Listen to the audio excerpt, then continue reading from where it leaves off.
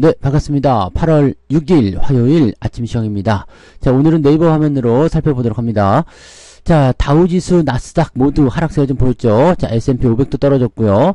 자, 올라온 것이 없을 정도네요. 자, 유럽도 좀 살펴보시면 독일도 급락했고, 프랑스, 영국. 근데 얘네들은 2%대, 1%대 이 정도 하락이죠. 나스닥도 마찬가지예요. 뭐 장 처음에는 한 6%까지 빠졌었던 것 같은데 지금 3.4까지 올라왔죠. 그 다음에 다우지수 같은 경우 2.6 정도에서 마무리가 됩니다. 어느 정도 이제 시점을 예상해 드렸던 그 포인트까지는 빠진 것 같아요. 즉 나스닥 같은 경우도 매물대 있는 구간, 다우지수 매물대 있는 구간, 그 정도까지 하락하는 모습인 것 같아서, 자, 지금은 이제 매물대에 대한 지지를 통한 주가 반등이 나올 수 있는 시기가 아니겠느냐라고 생각해 보시는 부분이 좀 될 것 같고요.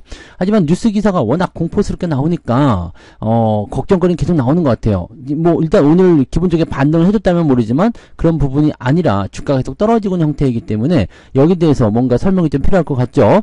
자, 이 부분 같이 살펴보도록 합니다. 자, 뉴스 살펴보죠. 지금 보니까 뭐 차 한 대씩 날렸다 이런 얘기 계속 나오는데, 네, 아반떼 한 대 날렸다. 개미들의 비명. 아반떼 얼마 하나요? 요즘에 3,000 하나요? 네. 하루 만에 사실 주가가 이 정도 8%대, 10%대, 뭐 이렇게 계좌가 떨어지는 이런 형태가 나타나게 되면, 사실 뭐 차값 정도 날리는 경우 쉽겠죠. 왜냐면, 지금 한 5억 정도 투자했다. 그러면은, 한 8% 정도 내렸다 쳤을 때, 5, 8, 40, 한 4,000점 날아가는 건가요? 5억 정도 했을 때, 그죠? 그 정도 날아가는 거니까, 그럴 수 있겠다 생각이 좀 드네요. 네, 차 한 대 날렸다. 선점해도 해야 되나요? 뭐 이런 식으로 얘기가 나오는 부분이겠죠? 자, 지금 현재로서는 실업률을 비롯한 거시경제지표가 나빠진 데다가 AI 반도체 랠리를 주도했었던 엔비디아의 차세대 블랙웰 생산이 지연됐다는 소식. 자, 블랙웰 생산은 지금 생산이 진행되는 것이 아닙니다. 네. 그러니까 이 부분에 대해서 또 얘기하시는 분들 많이 계시는데, 미래에서, 네, 생산될 만한 부분이에요. 그러니까 지금 생산하고 있는 것이 아니라, 차후에, 내년에, 이렇게 생산돼서 나올 만한 그런 칩인데, 이것이 지연됐다라는 것이 왜 악재가 될까?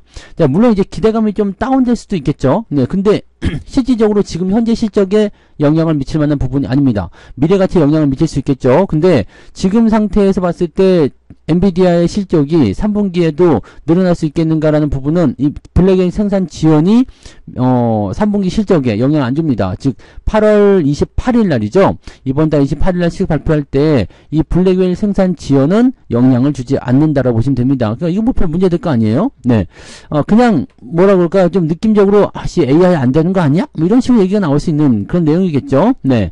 그런 부분으로 보시면 되는 거고요. 지금 금융당국에서는 너무 공포스러운 이런 지나친 공포감에 섣부른 투자 결정하지 말고 일단은 좀 버텨보자 이런 식으로 얘기를 하고 있는데, 사실 이 정도 떨어지면은 그냥 버티는 게 맞습니다. 버티는 게 맞고, 이 정도 떨어진 시점에서 매도를 한다기보다는 저가 매수세, 즉 어제 같은 경우는 이제 선물 매수가 다시 들어오기 시작하잖아요. 그러니까 그렇게 되면은 주가 포인트가 좀 달라질 수 있는 그런 형태로 진행이 될 겁니다.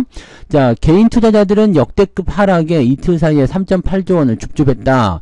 삼전 하이닉스도 샀다 이렇게 되어 있는데, 뭐 사는 건 나쁘지 않죠. 네, 왜냐면 지금 같은 경우는 사는 건 괜찮아요. 근데 문제는 뭐냐면 살 때 그냥 지금이다 하고 몰빵을 치는 게 아닙니다.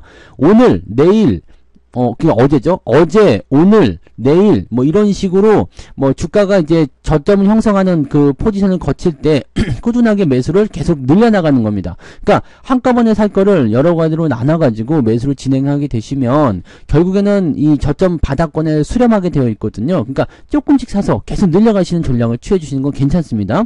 이 서킷 브레이커 같은 경우는 쉽게 보기 어려운 그런 조정이라고 보시면 됩니다. 그래서 이 정도까지 조정이 나왔다라는 부분들은 뭔가 대단한 포인트가 있어야 되는데, 실제적으로 서킷 브레이커가 나올 만큼의 어떤 재료적인 요소들이 있었느냐? 그렇지 않다는 이야기죠. 그러니까 그런 부분들이라고 생각하시면 됩니다. 자, 이 서킷 브레이커가 나올 수 있는 그런 조건들 좀 살펴보시면, 아래 공포, 그 다음에 뭐 엔캐리 트레이드 이런 얘기도 좀 나오긴 하거든요. 그러니까 그런 부분들 진짜 있는지 한번 살펴보도록 하자고요.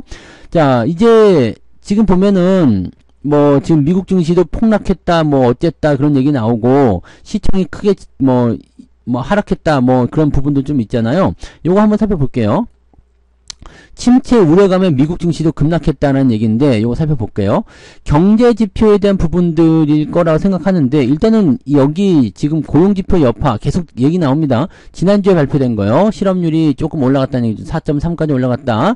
네, 그 다음에 뭐 비농업 일자리가 네 11만 4천 명 이 정도 늘어났다. 실업률의 상승 뭐 그 다음에 이런 그 제조업 지표의 조금 하락 이런 부분들이 이 주가를 이렇게 크게 떨어뜨렸다라고 하는데 이거 가지고 크게 떨어질 만한 내용은 아니에요. 이거 가지고 떨어질 정도였으면 요거는 뭐 나라 망했어야 되죠. 그러니까 이거는 사실적으로 좀 과민 반응이죠. 요것만 가지고 올라가기 좀 어려운 부분이고 애플 같은 경우는 이제 버크셔 해서웨이가 보유 지분을 절반가량 처분했다. 그래서 4.8% 떨어졌다. 그럼 나쁘지 않죠? 요즘 같은 시점에서. 엔비디아가 6.4% 급락했다라고 되어 있는데, 지금 여러분들 저기 애프터마켓 살펴보신 분들 아시겠지만, 엔비디아나 애플이나 뭐 기타 등등 뭐 여러 기업들 보시면 애프터마켓은 올라오고 있습니다. 그러니까 바닥 포인트를 이제 이 지점에서 좀 잡아줄 필요성이 있다라는 생각을 좀 했을 거라 생각되고요. 자, 또 한 가지 보면은 이제 일본 니케이 지수가 12% 급락했다. 엔캐리 트레이드가 지금 안 되는 부분이 좀 이게 있어요. 그러니까 지금 엔캐리 이 캐리 트레이드가 청산되기 시작하면서 일본 증시 폭락을 가속화하는 주된 요인이 되었다라는 건데. 자, 일본이 0.1% 금리였어요. 계속 마이너스 금리였다가 0.1% 정도 시점으로 이제 기준금리 유지하고 있다가 이번에 0.25를 올렸어요. 금리 인상을 하게 되니까 이 엔캐리 트레이드라는 게 그런 거예요. 금리가 낮은 국가의 돈을 빌려가지고 그러니까 엔화였죠. 네, 상대적으로 이제 금리가 낮은 그런 엔화를 빌려가지고 금리가 높은 국가에 투자를 하는 거. 그러니까 엔화를 빌려서 그 엔화를 가지고 달러를 바꿔. 또는 뭐 원화로 바꿔 그 다음에 그 나라에 투자를 하는 겁니다. 자, 그러면 여기서 생각해 봅시다. 엔캐리 트레이드가 나올 때 지금 엔화를 여러분들이 빌렸어요. 그래가지고 투자를 해야 되겠다. 그럼 금리가 높은 쪽으로 가야 되겠죠. 지금 미국 금리가 높아요? 한국 금리가 높아요? 미국 금리가 더 높죠. 미국은 5.5고 우리는 3.5잖아요. 그러니까 미국 쪽으로 갔겠지. 달러를 가지고 미국으로 가야 됩니다. 자, 그러면 미국 증시의 폭락, 그 엔캐리 트레이드를 통해서 미국 증시가 떨어질 수 있다. 이 정도 생각할 수는 있겠는데 우리나라는 뭐죠? 우리나라 일본 자금은요 코스피 지수 전체 시총의 0.6% 정도 된다고 합니다. 자, 그러니까 일본 자금이 일부 있을 수 있어. 그 다음에 들어와 있다고 하더라도 전부 다 빠지는 건 아니겠죠. 자, 그게 좀 빠져나갈 수도 있어. 자, 그런데 그런 상황을 가지고 서킷 브레이크 나온다, 엔캐리 트레이드로 나온다. 이건 좀 어렵죠. 그러니까 미국 증시의 영향을 이제 이 하락을 가속화시키는 요소로 엔캐리 트레이드가 주목을 받을 수 있어요. 주목을 받을 수 있는데 그래서 그 영향을 통해서 우리나라가 같이 빠졌다 치자. 이 정도는 과하다는 얘기죠. 지금 미국 증시는 지금 10% 이상 빠진 적이 있나요? 없죠. 우리나라 증시는 10% 빠졌잖아요. 근데 실질적으로 AI 칩에 대한 경쟁 상황이나 뭐 여러 가지 부분들이 우리나라 반도체 기업들하고 무슨 영향이 있을까요? HBM에 대한 부분들은 얘네가 독보적이잖아. 삼성전자 하이닉스가. 그리고 AI 칩에 대한 부분들은 경쟁이 심화되고 있다. 이거는 어떻게 보면 HBM에게는 좋은 소식이란 말이죠. 그러니까 이런 상황으로 봤을 때 이 지수 포인트의 하락은 약간 과한 어떤 표면적인 부분이 좀 있다는 얘기죠. 그러니까 캐리 트레이드 같은 경우를 계속 예를 들고 있지만 그런 것 같다. 네. 그런 것 같다입니다. 실제로 캐리 트레이드가 얼마큼 나왔는지 또 실제로 영향을 얼마큼 미칠런지는 아직은 알 수가 없어. 그리고 지금 생각해 보시면 금리가 일본 금리가 올라갔다는 얘기 아니에요. 그래서 워낙 이제 좀 변동을 좀 보였잖아요. 그러니까 일본 금리가 올라가니까 결국에는 엔화를 돈을 빌려가지고 외국에다 투자한 사람들 입장에서는 일본 금리가 올라가니까 여기서 손실이 있을 수 있다. 이런 식의 얘기가 나오는 거잖아. 그래서 요거를 가지고 다시 엔화를 바꿔가지고 거기다 갚는다. 근데 일본 증시는 왜 폭락을 했을까라는 생각도 해봐야 되겠죠. 물론 이제 엔화가 들어오게 되니까 뭐 변화가 있을 수 있다라고 생각이 들 수가 있겠습니다만 그런 상황들을 봤을 때 지금 이 정도 가지고 0.25 가지고 네. 그럼 미국 증시가 뭘 한다고 했어요? 금리를 낮춘다. 9월에요. 9월에 금리를 비컷을 때려버려야 되겠다 이런 얘기 나오잖아요. 여기 보시면 그 금리 얘기는 안 나오나요? 네. 제레미 시걸 같은 경우는 0.75 낮춰버려야 된다 이렇게 얘기 나오기도 하고요. 한때는 9월에 금리 인하 0.5% 금리 인하가 100%의 확률로 진행되기도 했었습니다. 자, 빅스 지수는 지금 38.5까지 올라가긴 했습니다. 근데 지금 이런 정도 상황이라면 실질적으로는 네. 물론 이제 이럴 수 있어요. 38.5니까 그동안은 잔잔하게 움직이다가 가장 높은 수치다 라고 얘기가 될 수도 있고 뭐 등등등 여러 가지 얘기가 나올 수 있겠습니다만 현재 시점에서 이 미국이 금리를 낮춘다라고 했을 경우에요. 네. 그러면 이 내용들이 더 압박을 더 많이 줄 수 있을까요? 지금 현재로서는 그럴 수 있겠죠. 네. 근데 지금 9월이에요, 9월. 그러니까 지금부터 시작해가지고 엔캐리 트레이드를 통해서 계속 빠져나와야 된다. 일본 금리가 올라가고 미국 금리가 내려가니까 거기에 따른, 네, 이 수익률이 줄어든다. 라는 식으로 해서 이게 빠져나간다. 자, 그러면 미국 증시 상황에서 주가 폭락이 크게 일어나야 되느냐? 기술적으로 봤을 때 이 엔캐리 트레이드라든 이 부분들이 발생했을 때 미국 증시가 단기적으로 하락한 경우는 많이 있었어요. 단기적 떨어지는 부분들은 자금에 대한 이동이고 전반적인 부분들이기 때문에 이 자금 유출을 통해 가지고 미국의 어떤 채권을 판다든지 등등의 여러 가지 얘기가 있을 때 이런 상황이 벌어지게 되면 미국이 빠지고 주변 국가가 떨어지는, 그러니까 이런 효과를 만들어낼 수가 있습니다. 과연 근데 지금 시점에서 이것을 과연 팔려고 할 것인가 라는 내용들을 좀 볼 수가 있겠죠. 그러니까 엔캐리 트레이드에 대한 부분들을 통해서 자금이 계속 들어가는 요소들이 이제는 빠져나오는 형태로 되고 있기 때문에 거기에서 문제가 생긴다. 이게 얼마만큼 나온지는 봐야 돼요. 네. 실제로 증시를 이렇게 떨어뜨릴 만큼의 그 정도 인간은 봐야 됩니다. 그러니까 실질적으로 이런 게 나올 수 있다. 뭐 과거에도 이런 일이 있었다 해가지고 여기서 끄집어내가지고 막 그런 형태. 그러니까 뭐라 그럴까, 과거에 이제 주가가 크게 하락을 했었다라는 그런 포인트가 있었기 때문에 이번에도 그렇게 움직이게 되면 빠질 것이다라는 앞서가는 그런 전략을 좀 봐야 되겠죠. 그래서 실제로 엔캐리 트레이드가 얼마큼 나올런지, 그 다음에 영향력은 얼마나 될런지 봐야 돼. 특히 우리나라 같은 경우는 이 일본계 자금이 뭐 한 300조 정도 있다고 합니다. 근데 그 자금이 다 빠져나가진 않을 거고, 그죠? 다 빠져나가진 않을 거고, 다 빠져나가지 않는 상황에서 일부 자금이 빠져나간다. 아까도 말씀드렸지만 코스피 쪽에 들어가는 건 0.6% 정도 된다고 하니까 1%도 안 되는 이 일본계 자금들이 시장을 이 정도까지 빠는 것이 과연 맞는 얘기냐라는 것도 생각해 볼 필요가 있겠죠. 그래서 지금은 이제 뭐 엔캐리 트레이드나 뭐 여러 가지 부분들이 계속 나타나고 있죠. 중동 전쟁, 뭐 아래 공포. 근데 우리가 좀 따지고 보면 뭐 중동 전쟁에 대한 부분들, 그 다음에 뭐 캐리 트레이드, 그 다음에 아래 공포, 뭐 그럴 수 있다고 생각할 수 있는 부분이 있어요. 좀 약간의 공포감이나 약간의 뭐라 그럴까, 사람들이 입장에서는 좀 위축될 수 있는 그런 구간들 나올 수 있는 구간인데, 이게 이 정도까지 라는 것은 조금 애매한 거죠. 네, 좀 애매한 거예요. 그러니까 이게 좀 애매하다라는 부분은 어떤 의미냐면 여기까지 나올 상황이 아닌데 니네 왜 이렇게까지 빠졌냐라는 거죠. 자, 실제로 외국계 자금들이 많이 빠져나가는 것은 수치로 이게 판명이 됩니다. 근데 1.5조 원 팔았어요. 어제 1.5조 원 팔았는데 이걸 가지고서 네, 시장을 10% 뺀다. 자, 이거는 네, 뭐 상식적으로 이해가 안 되는 부분이잖아요. 그죠? 네, 그런 내용들이 있다는 것을 우리가 참고하셔야 됩니다. 그래서 실제로 이제 이런 지수 폭락이라든지 이런 것들은 투자 심리를 굉장히 우울하게 만들고 다운시키죠. 그 다음에 실제로 이제 의욕을 조금 떨어뜨리는, 지금 주식 접어버릴까 뭐 이런 생각하시는 분들 많이 계실 거 아니에요. 그죠? 그 다음에 신용 쓰셨던 분들 같은 경우는 또 그것을 내가 던지고 싶어서 던지는 게 아니라 이제 반대 매매로 때려버리잖아요. 그러니까 이런 상황이 벌어졌을 때 과연 주가 반등이 올 것인가라는 생각. 여기서 만약에 하루 더 떨어지게 되면 어떻게 되겠어요? 완전히 네, 기부업이죠. 포기. 네.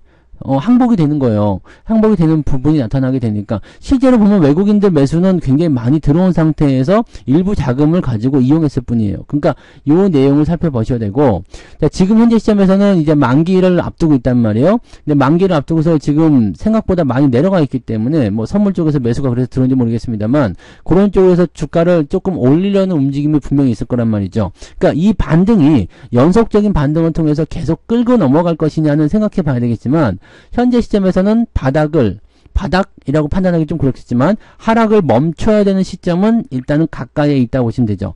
제가 보기에는 그냥 지금이라고 생각합니다. 네, 지금 서킷이 나온 바로 이 시점이 바닥점, 즉 반등 포인트로 가는 시점이다 라고 생각이 드는 포인트죠. 자, 여기 계속 나오는 거야. 급락의 원흉은 엔캐리 트레이드. 그러니까 실제로 보면 엔캐리 트레이드 때문에 온 시장이 다 그냥 망가졌다, 이런 식으로 얘기를 하는 건데, 증시 급락은 엔캐리 트레이드 청산 때문에 때문으로 보인다.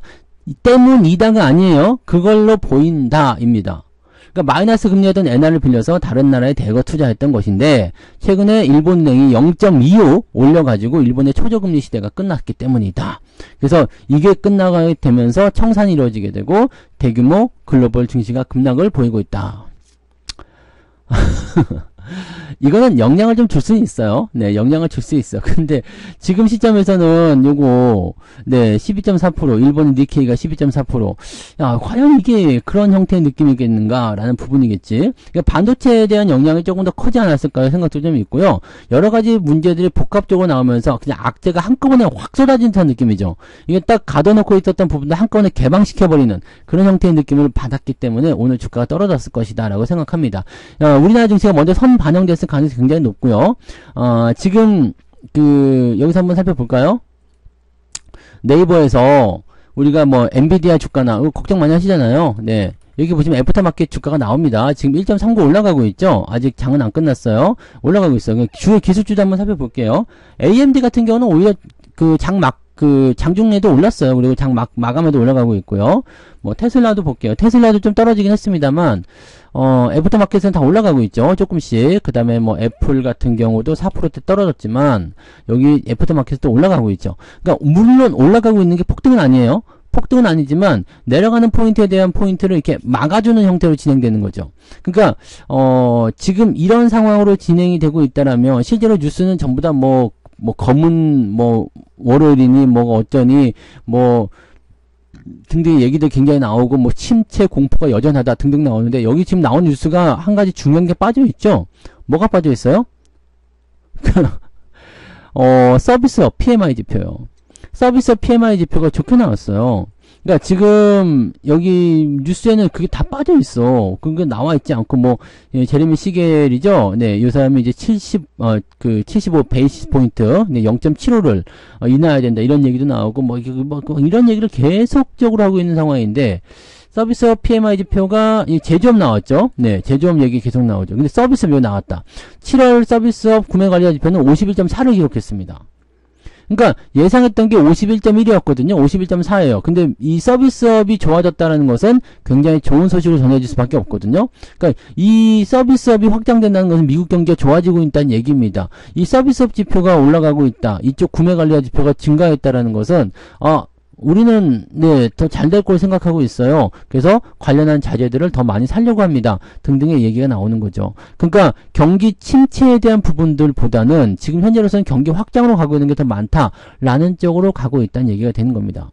그러니까 인플레이션 같은 경우는 이렇게 소비가 늘어났을 때 줄어들지 않을 수 있겠죠. 다음 주에 CPI 지표 발표되지만 그 지표가 일단은 문제시 될 만한 부분은 없을 것 같아 보여요. 근데 이게 다음 주에는 이제 CPI 지표 발표될 때 2%대로 들어갈 걸 생각하고는 있거든요. 근데 이 2%대로 들어갈지 안 들어갈지는 이 부분에서는 좀 다른 방향으로 나타날 수가 있겠죠. 그렇지만 지금 상황에서 경기 침체를 논하기는 너무 어렵다는 얘기죠. 그러니까 실제로 이게 이런 뉴스나 매스컴이 전부 다 하고 있는 거 아니겠느냐라는 생각이 좀 들고 있어. 그래서 이런 게 경기 악화, 그 다음에 캐리 트레이드, 그 다음에 또 있어요? 없죠? 네, 그런 것들을 통해서 연준 니네들 왜 금리 안 내려? 라는 거. 너무 왜 안 내리냐? 이런 거요. 그러니까 지금 현재 시점에서 고금리 기조가 계속 유지되니까 못 살겠다 이거지. 못 살겠다는 얘기가 되는 거고, 또 한 가지는 금리를 낮추지 않은 너희들이 너무 미워. 왜 우리는 계속 금리 인하를 얘기하고 있는데 연준 니네는 우리말 너무 씹었어. 이런 식으로 얘기가 될 수 있는 부분이죠. 그다음 지금 실업률도 늘어나고 있는 상태에다가 경제 지표도 마침 또 안 좋게 나온 게 하나 있으니까 그걸 끌고 내려간 거죠. 자, 그러니까 경기 침체 나온다 이렇게 좀 부풀려서 얘기하고 연준에게 금리를 낮춰라라고 얘기하는 거죠. 기술주들의 폭락은 당연히 이제 기술주들의 급락을 통해 실질적으로 보면은, 근데 여러분들 실적 나오기 전에 이렇게 하는 거 너무 웃기는 얘기예요. 실제로 실적이 나오거나 주가 떨어지는 부분이 좋거든요. 근데 실적이 나왔는데 실적은 좋잖아요. 네, 실적이 좋아요. 근데 이거 가지고 그 AI 투자에 대해서도 말 많죠. 실제로 투자를 많이 했는데 뭐 매출도 안 나오고 실적도 안 나온다. 이분 지금 투자한 거라고, 지금. 투자한 지 얼마 안 된 상태에서 실적을 내놓으라는 게 말이 안 되지. 그러니까 이것도 어떻게 보면 억지예요. 억지스러운 부분들을 가지고서 금리 인하를 하라고 압박을 하는 거야. 근데 하라고 하다 보니까 주가가 폭락을 하게 되고, 뭐 여기서 이제 캐리 트레이드에 대한 이야기가 나오고, 뭐 지표에 대한 이야기가 나오는데, 실제로 따지고 보니까 영향 줄 만한 게 그렇게, 뭐 물론 하락할 수 있지. 이런 일시적으로 다 나오면 하락할 수 있는데, 이게 그냥 막 주가를 떨어뜨려 가지고 시장을 망가뜨릴 정도의 요소냐? 아니란 얘기죠. 그러니까 이거는 과도한 하락이야. 과도한 하락인데 이렇게까지 보여주는 이유는 무엇이냐?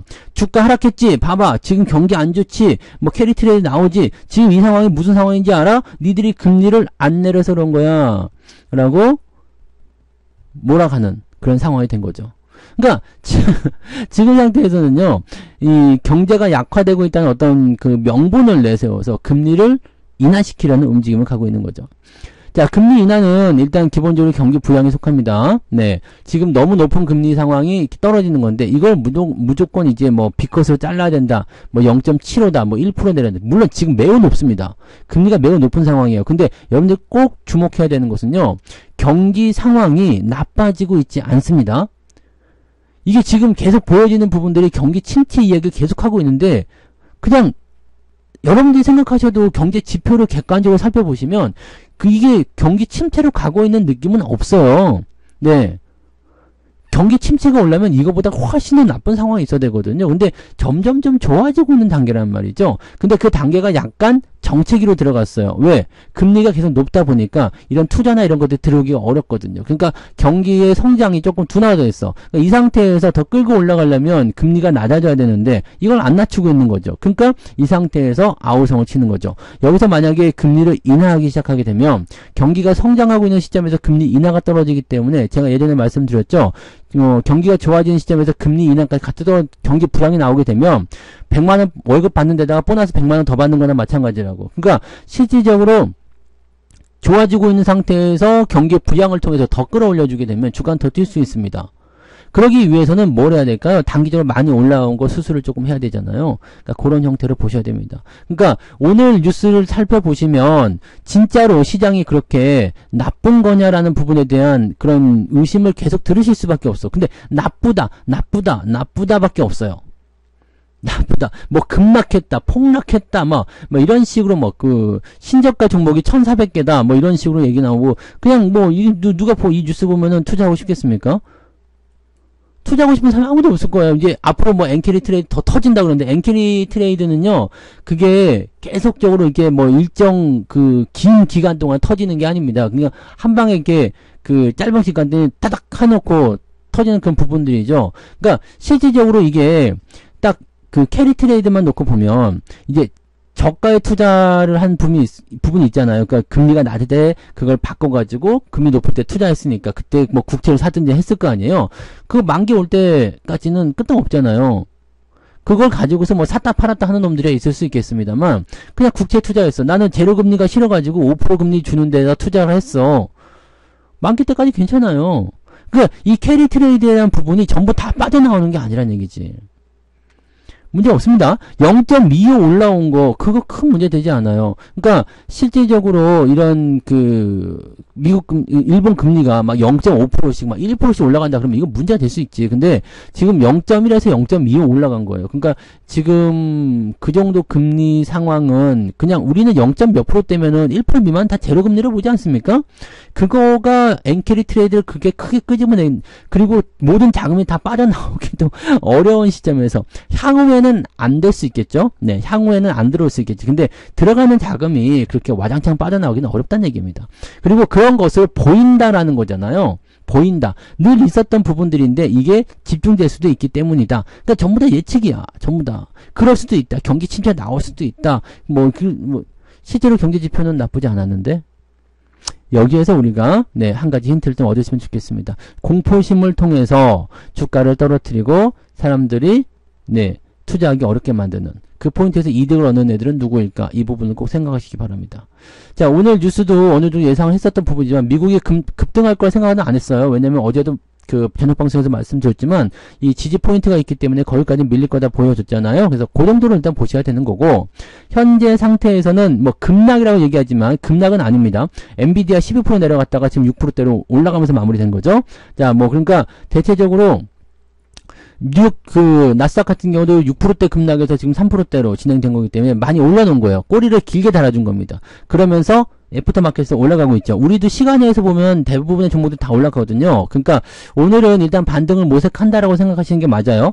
반등을 모색하게 될 것이고, 이 서킷 브레이크가 떨어진 정도 수준의 이 정도 하락을 보여주기에는 지금 악재라고 나와 있는 재료들이 너무 빈약해. 이걸 반대로 까고 들어가기 시작하면은요, 뉴스 다 뒤집어져야 됩니다. 그러니까 지금 이런 거에 너무 그냥 혹해서, 네, 공포심에 너무 물들어 있지 마시고, 정말로 그래도 나는 걱정스럽고 너무 무섭다라고 하시는 분들은 그냥 가만히만 계세요. 네, 뭐 매도나 이런 거 하지 마시고 그냥 가만히 계세요. 그러면은 주가가 반등할 때 다른 생각이 좀 드실 거라 생각합니다. 그 다음에 조금 이제 공격적으로 진행하실 수 있는 분들, 뭐 자금이 조금 있는 분들, 이런 분들은요, 아까 말씀드렸죠. 매수는 지금 하셔야 돼요. 매수는 지금 들어가는 게 좋은데 어떤 식으로 들어가느냐, 한꺼번에 넣지 마시고요.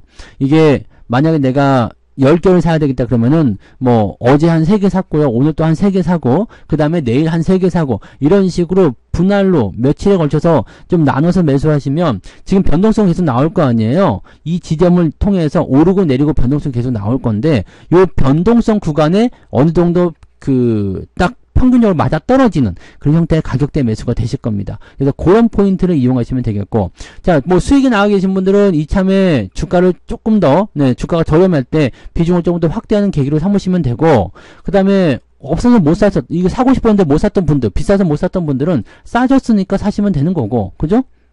그 다음에 그냥, 네, 뭐 공포 때문에 뭐 손실이 나고 계신 분들은 그냥 놔두시면 됩니다. 그러니까 지금 시점에서 달라질 건 없어요. 그냥 악재 요인들이 나와 있는데 그 부분들도 따지고 보니까 그렇게까지 공포스러운 부분은 아닙니다. 쉽게 얘기해서, 네, 어제도 방송에서 말씀드렸지만 이 급락은 뻥카다라고 저는 생각합니다. 뻥카.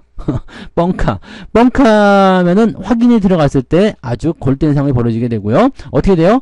뻥카는 판돈이 굉장히 커집니다. 판돈이 굉장히 커지기 때문에 뻥카를 잡으면 굉장히 큰 수익을 얻을 수가 있어요. 요것만 여러분들이 한번 체크하시면 되겠습니다. 오늘 특별하게 뉴스 볼 거 없어서 이렇게 전체적으로 살펴보는 거 했는데, 뭐 그건 뉴스가 전부 다 그거예요. 아래 공포니 뭐 어쩌니 뭐 투맨이 뭐 급락이니, 네, 뭐 그런 식이니까요. 그냥 그렇게 생각하시면 되겠습니다. 그렇게까지 여러분들이 걱정을 많이 하실 필요까지는 없으시는 것 같다, 이렇게 보시면 되겠죠. 자, 오늘 시장 어떻게 흘러가는지 좀 살펴보시고요. 네, 긍정적으로 보셔도 됩니다. 너무 부담스러워하지 않으셔도 되겠습니다. 자, 오늘 여기까지 하고요. 저는 장중시장 때 다시 오겠습니다. 오늘도 화이팅 하시고요. 네, 좋은 결과가 있으시길 오늘 기대를 좀 해보도록 하겠습니다. 고맙습니다. 본 방송에서 제공되는 모든 정보는 투자 판단의 참고 자료이며 투자의 최종 책임은 본 방송을 이용하는 본인에게 있습니다.